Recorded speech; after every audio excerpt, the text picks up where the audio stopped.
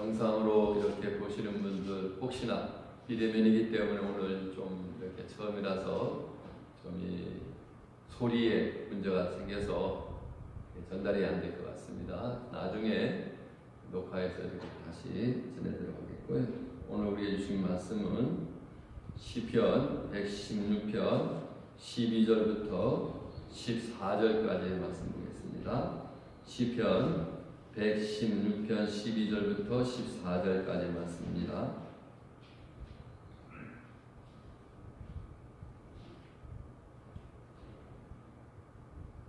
제가 공독해드리겠습니다. 내게 주신 모든 은혜를 내가 여호와께 무엇으로 보답할까? 내가 구원의 잔을 들고 여호와의 이름을 부르며 여호와의 모든 백성 앞에서 나는 나의 서원을 여호와께 갚으리로다. 아멘. 오늘 우리가 이렇게 신년주일을 맞이해서 비대면으로 예배를 드리고 있습니다. 그러나 이게 중계 상태가 좀 좋지 못해서 여러분들이 온전한 예배를 드릴 수 있지 못하게 되어 있습니다. 우리 교회 안에서 앉아서 예배 드리는 우리 장로님들은 예배를 드릴 수가 있지만 이제 밖에서 가정에서 예배 드리는 분들은 시스템이 처음이라서 일단 정렬이 되지 않은 것 같습니다. 그래서 문제가 있기 때문에 다시 녹화를 해가지고 전해드리도록 하겠습니다. 이제 우리 교회가 창립 70주년을 맞이하게 되었습니다. 창립 70주년 이래로 수많은 사람들이 저희 화북계를 거쳐갔다고 볼 수가 있겠습니다. 제가 이렇게 교회의 역사를 살펴보니까 참으로 수많은 사람들이 교회에 왔다 갔다 한 사람들이 있었음을 우리가 알게 됩니다. 그러나 교회의 기둥의 역할을 하는 사람들은 오늘도 남아있기 때문에 지금 현재 화북교회가 든든하게 세워졌다고 볼 수가 있는 것입니다.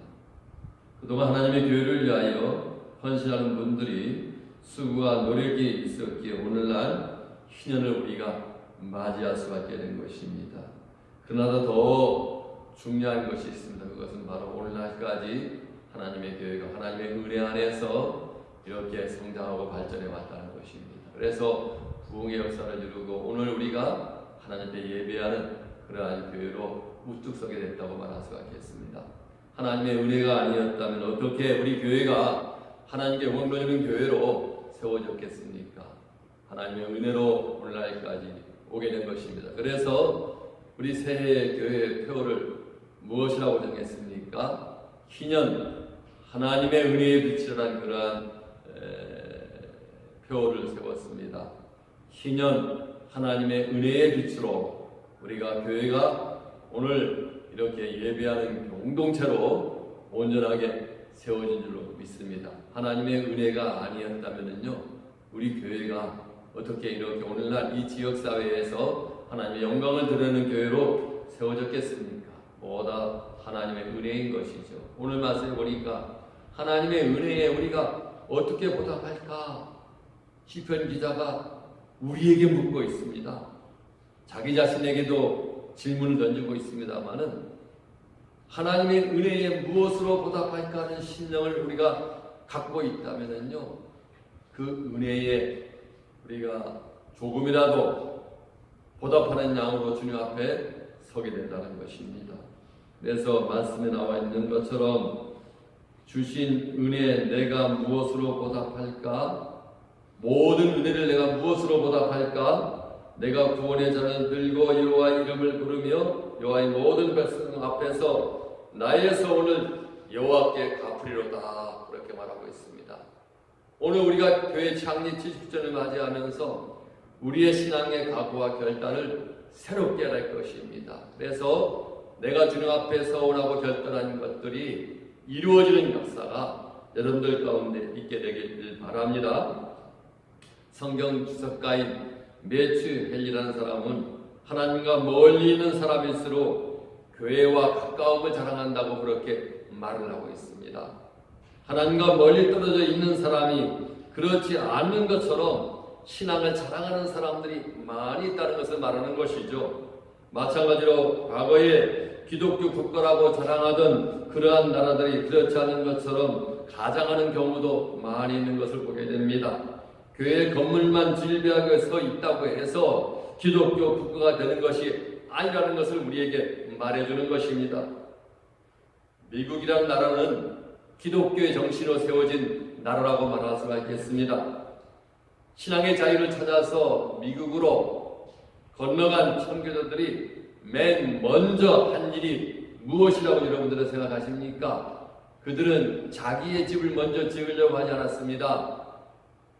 학교를 먼저 지으려고 하지 않았습니다. 제일 먼저 한 일이 바로 교회를 세운 일입니다. 그 다음에 학교를 짓고 자기의 집을 짓게 됐다는 것입니다. 오늘날 미국의 교회들은 대부분이 대리석이나 화강암으로 웅장하게 지어져 있다고 볼 수가 있습니다.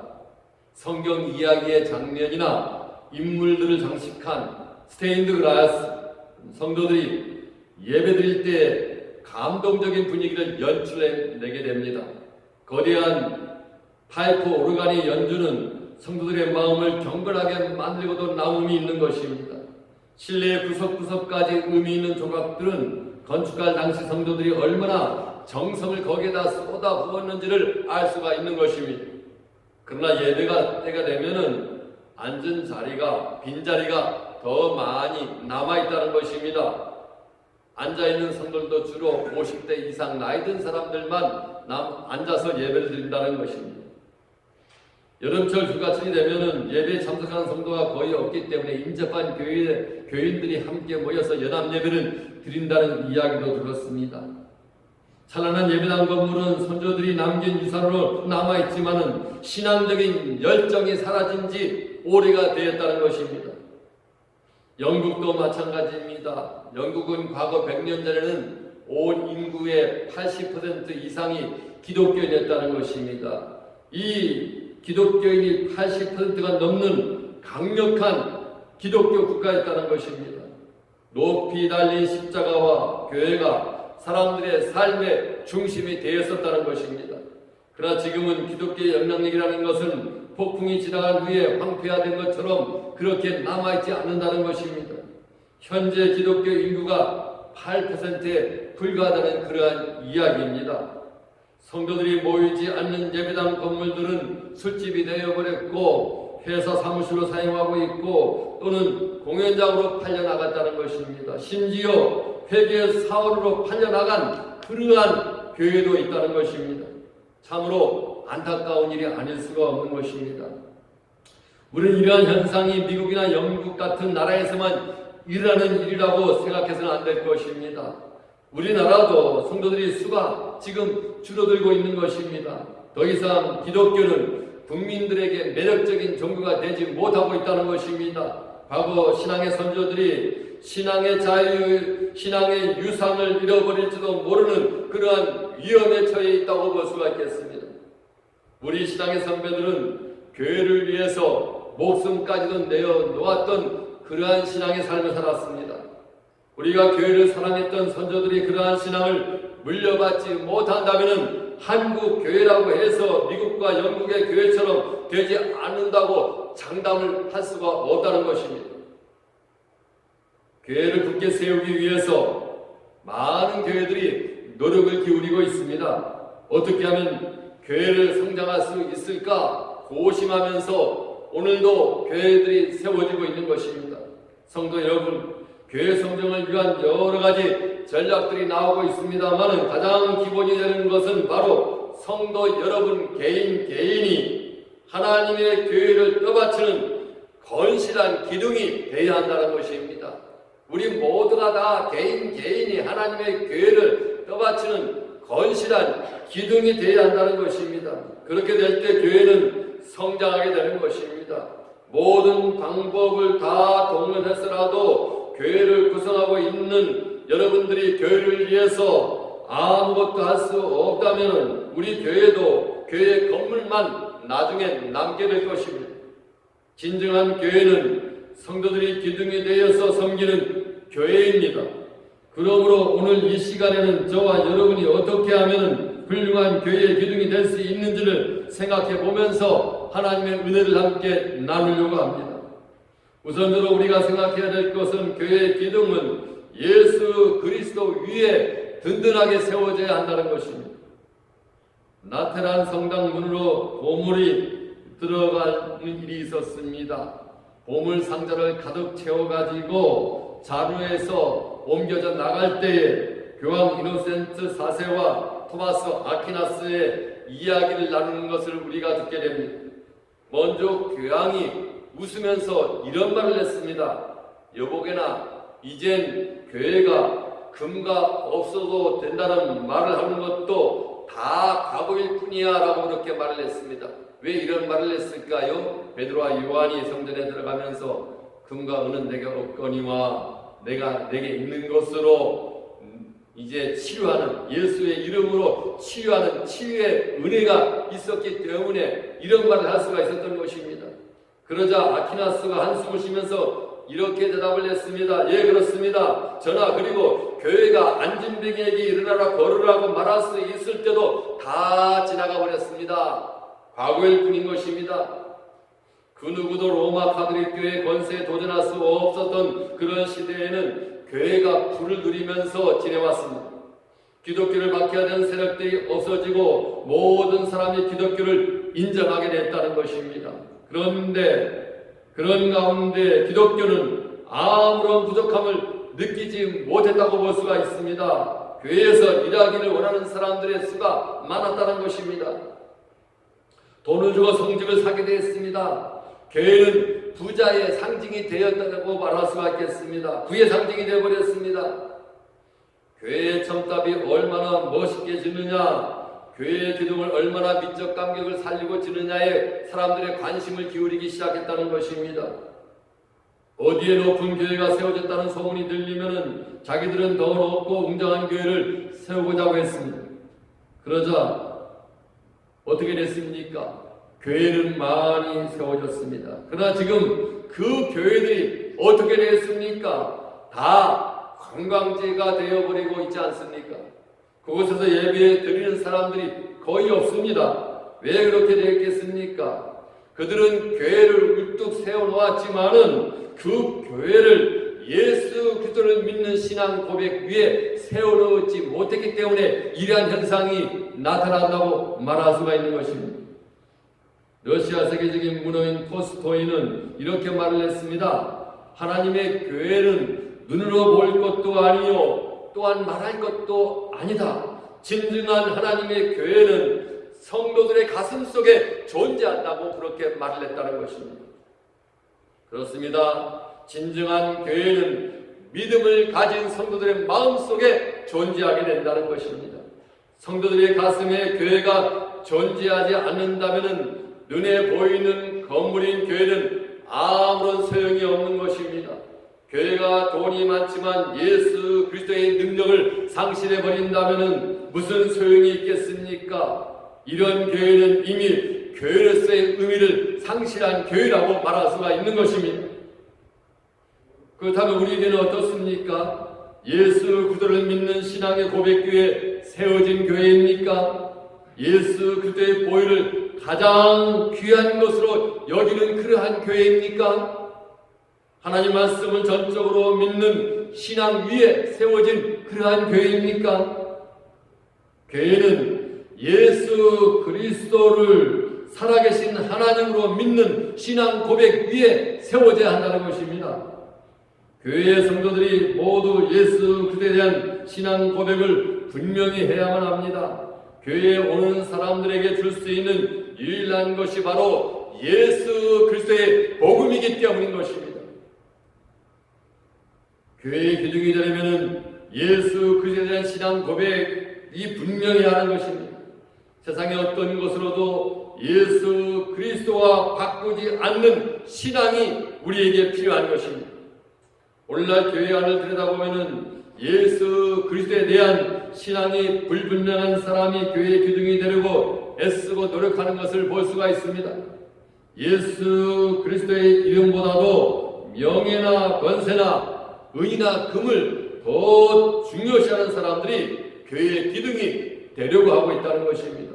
그런 사람이 교회의 기둥이 되면 어떻게 될까요? 큰 문제가 생겨나게 되는 것입니다. 그런 사람은 교회의 기둥이 될 자격이 없는 사람들이죠. 그들이 교회의 기둥이 되면은 교회는 무너지고 마는 것입니다. 그래서 많은 성도들이 피해를 입게 되는 것입니다.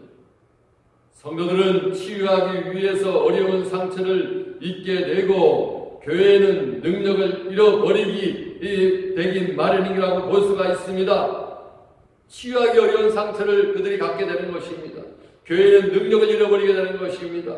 자기는 교회를 위한다고 하면서 일어나지만 그 일이 오히려 많은 성도들에게 마음의 아픔과 고통을, 상처를 남기게 되는 것입니다. 그래서 교회를 힘들게 만드는 것입니다.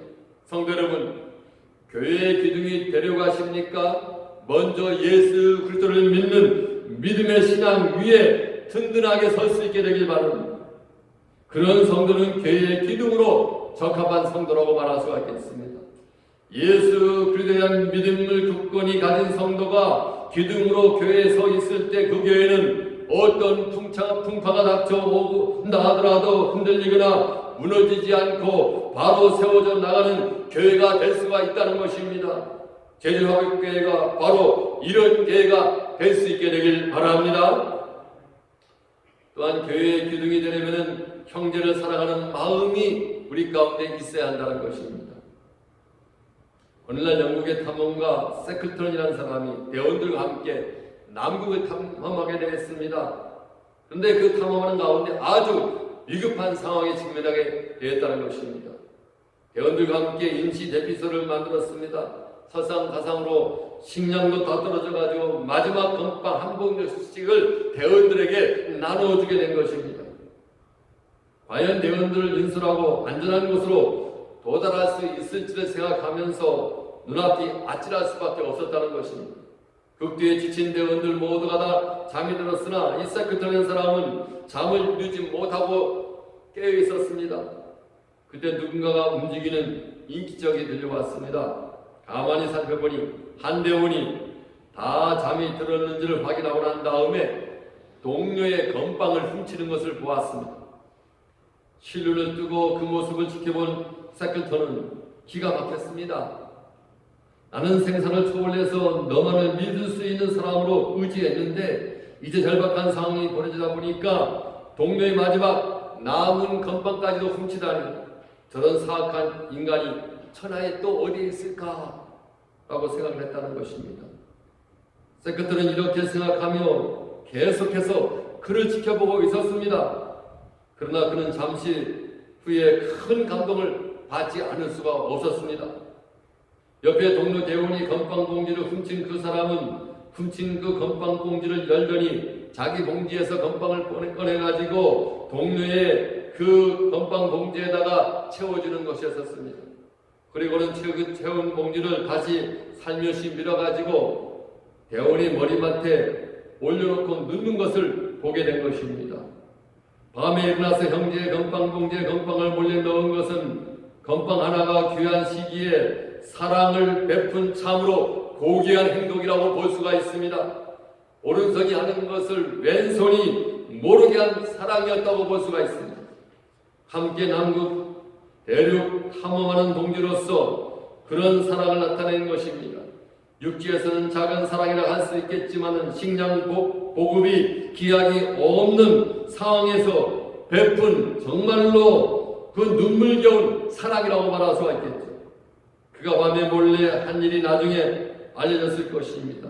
그렇지 않다고 하더라도 세클턴에게 큰 감명을 주었고 그 힘은 그 대원들을 더 똘똘하게 뭉치게 만들었을 것입니다. 남이 봉지에 채우는 건빵의 사랑이 정말 귀하게 여겨지는 그러한 일이라고 말할 수가 있겠습니다. 제주 화북교회에도 이런 사랑이 필요하다고 말할 수가 있겠습니다. 남에게 보이기 위한 사랑이 아니라 진정으로 형제를 사랑하는 마음으로 자신의 것을 내어줄 줄 아는 그러한 교인들이 많이 있어야 한다는 것입니다. 그런 성도가 있는 교회는 희망 있는 교회가 될 수가 있습니다. 교회를 위해서 자신의 것을 내어주되 자신의 이름을 내기 위해서가 아니라 오직 성도를 위하고 교회를 아끼는 마음으로 내어줄 수 있는 사랑이 우리에게 필요하다는 것입니다. 모든 성도가 자기만을 위한다면 그 교회가 어떻게 되겠습니까? 그런 교회가 주님의 뜻을 나타내 보여줄 수가 있겠습니까? 형제를 사랑하는 사람, 그런 성도를 볼 때에 다른 성도들이 은혜를 받게 되는 것입니다. 온 교회가 그런 성도를 본받으려고 할 것입니다. 사랑하는 성도 여러분, 그런 성도가 있는 교회, 그런 성도가 존경받는 교회가 될 때에 주님의 교회에 희망이 찾아오게 되는 것입니다. 성도의 것을 받기만을 바랄 것이 아니라 자기의 것을 나눠줄 수 있는 성도들이 될 수 있게 되길 바랍니다. 그런 성도가 교회의 기둥 같은 성도라고 말할 수가 있다는 것입니다. 앞으로 미래의 제주화복교회는 바로 이런 교회가 될 수 있게 되길 바랍니다. 또한 우리가 생각해야 될 것은 교회의 기둥이 되려면 변하지 않는 굳건한 의지가 있어야 한다는 것입니다. 변하지 않는 굳건한 의지가 있어야 되는 것입니다. 어떤 형제가 몇 달간 전도 여행에 부름을 받았습니다. 그의 아내는 건강이 좋지 못한 상태에 놓여 있었습니다. 그는 집을 나서서 나루터로 전도하기 위해서 향하고 있었습니다. 조금 더 걷던 그는 발걸음을 멈추고 뒤를 돌아보면서 자기의 집을 바라보았습니다. 그는 마음속에 갈등하고 있는 것입니다. 한참을 머뭇거리다가 그는 다시 전도를 하기 위해서 나루터로 향하기 시작했습니다. 이제 전도의 여행을 하기 위해서 나루터에 가서 배를 타고 떠나는 것입니다. 몇 달 후에 그는 전도 여행에서 돌아와서 그때의 심정을 이렇게 말을 했습니다. 내가 거기 섰을 때 나는 도와줄 사람도 없고 돈도 별로 없는 처자를 두고 갈 수 없다고 생각을 했습니다. 그래서 발걸음을 돌렸는데 쟁기를 잡고 뒤를 돌아보는 자는 하나님 나라에 합당하지 않다는 그런 말씀이 내 마음 가운데 생각이 떠올라가지고 그래서 다시 발걸음을 돌이켜서 전도 여행을 위해서 나루터에 나갔다는 것입니다. 그 형제가 몇 달이나 집을 떠나 전도 여행을 한다는 것은 쉬운 일이 아니었었습니다. 그의 아내는 건강이 좋지 않았습니다. 자녀들도 걱정이 되었습니다. 과연 그런 처지에서 전도 여행을 떠나야 하는가 하는 갈등도 없지 않았습니다. 그런 그가 전도 여행을 떠날 수 있었던 것은 성경 말씀대로 살겠다는 굳은 의지가 있었기 때문에 가능한 일이라고 볼 수가 있는 것입니다. 하나님의 뜻대로 살아야 한다는 것을 그는 잘 알고 있었습니다. 그의 어려운 환경에도 불구하고 그는 복음을 전하기 위해서 먼 길을 떠나야만 했던 것입니다. 우리가 교회를 하다 보면 어려움을 많이 겪게 됩니다. 더 이상 교회를 못할 처지에 이르게 되는 것입니다. 교회에 나와서 헌신한다고 해서 알아주는 사람도 별로 없습니다. 일을 하면 할수록 더 많은 일들이 나에게 맡겨지게 됩니다. 누구나 거들어주는 사람 없을 때도 여러분들에게 있을 것입니다. 칭찬은 고사하고 공연히 오해를 받을 때도 있을 것입니다. 뭐가 잘나가지고 저렇게 열심히 하는가? 그런 때 그러한 것을 자기의 십자가로 생각하고 묵묵히 지교하는 사람이 필요합니다. 교회가 바로 서기 위해서는 언제나 마음이 편치 않은 성도가, 마음이 변하지 아니하는 성도가 필요하다고 볼 수가 있는 것입니다. 그런 자가 교회의 기둥이 될 수가 있습니다. 교회가 좀 마음에 안 든다고 이리저리 교회를 옮겨 다니는 사람은 교회의 기둥이 결코 될 수가 없을 것입니다. 자기 형편만을 생각하고 이리저리 자리를 옮겨서는 안 된다는 것입니다. 주님의 교회를 향한 마음이 한결같아야 되는 것입니다. 성도 여러분, 교회에서 언제나 넘어지는 기둥이 되지 마시고 변하지 않는 굳은 의지를 가진 성도 여러분들이 될 수 있게 되길 바랍니다. 제주화복교회가 이런 성도들로 가득 차서 하나님께 기쁨을 드리는 교회가 될 수 있게 되길 바랍니다. 성도 여러분, 기둥이 없는 교회는 상상할 수가 없는 것이죠. 든든한 기둥이 있는 교회는 미래가 보장됐다고 볼 수가 있겠습니다. 텅 비어가는 교회는 교회를 떠받치고 있는 기둥과 같은 사람들이 없기 때문에 교회가 텅 비어가는 것입니다. 여러분이 교회를 떠받치고 있는 기둥들이 될 수 있게 되길 바랍니다. 교회의 기둥으로서 예수 그리스도를 믿는 신앙 고백이 분명하게 서야 되겠습니다. 교회의 기둥으로서 자신이 희생하면서까지 형제를 사랑하는 성도가 되어야 될 것입니다. 여러분들이 그런 성도들이 되어서 다른 사람들에게 은혜를 끼치는 그러한 분들이 될 수 있게 되길 바랍니다. 또 교회 생활하다가 힘들고 어려울 때마다 하나님의 말씀을 기억하면서 사명을 버리지 않고 믿음에 굳게 서서 끝까지 하나님의 교회를 위해서 충성 다하는 여러분이 삶이 될 수 있게 되길 주님의 이름으로 축원드립니다. 기도하겠습니다.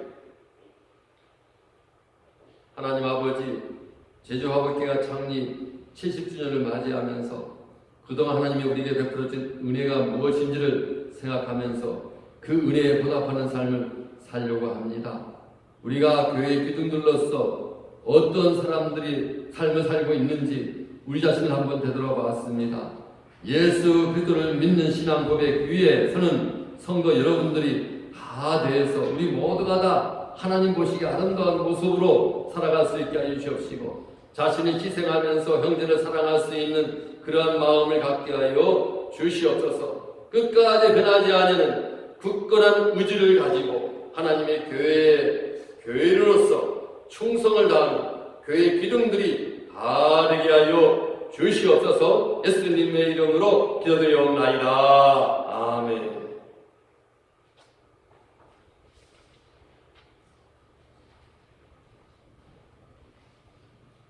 찬송가 317장을 보겠습니다. 317장입니다.